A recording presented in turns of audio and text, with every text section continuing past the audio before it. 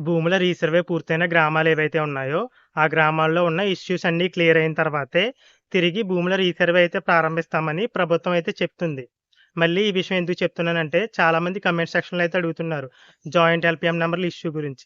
ఒక్క జాయింట్ ఎల్‌పీఎం నంబర్‌ల ఇష్యూయే కాదు, రీసర్వే వల్ల ఇంకా చాలా సమస్యలైతే ఉన్నాయి. అవన్నీ కూడా క్లియర్ చేసిన తర్వాతే, ప్రభుత్వం మళ్ళీ రీసర్వేనైతే ప్రారంభిస్తుంది. మీరొచ్చేసి రెవెన్యూ సదస్సుల్లో మీకు ఏవైతే కంప్లెయింట్స్ ఉన్నాయో వాటిపైన అంటే మీకు ఏవైతే ఇష్యూస్ ఉన్నాయో ఈ రీసర్వే వల్ల వాటిపైన రెవెన్యూ సదస్సుల్లో అయితే కంప్లెయింట్ చేయండి. గత ప్రభుత్వంలో రీసర్వే పూర్తి చేయడం కోసం చాలా తక్కువ సమయం అయితే ఇచ్చారు.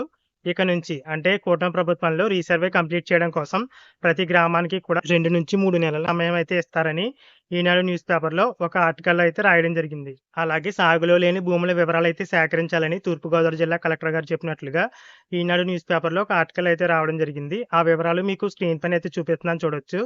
ఇది ఒక జిల్లాకి సంబంధించిన లేదంటే రాష్ట్రం మొత్తం మీద ఈ విధంగా డేటా తీసుకుంటారో తెలీదు కానీ, ఆ జిల్లాలో మాత్రం అధికారులు వివరాలైతే తీసుకుంటారు.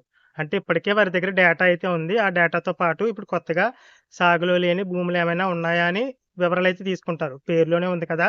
సాగులో లేని భూమి. అంటే ఆ భూమని సాగు చేయరు. ఆ రెవెన్యూ రికార్డులో అంటే రెవెన్యూ భాష ప్రకారం గయ్యాళి భూమనైతే పిలుస్తారు కదా! అలాంటి భూముల వివరాలైతే ఆ సర్వేలో అయితే తీసుకుంటారు.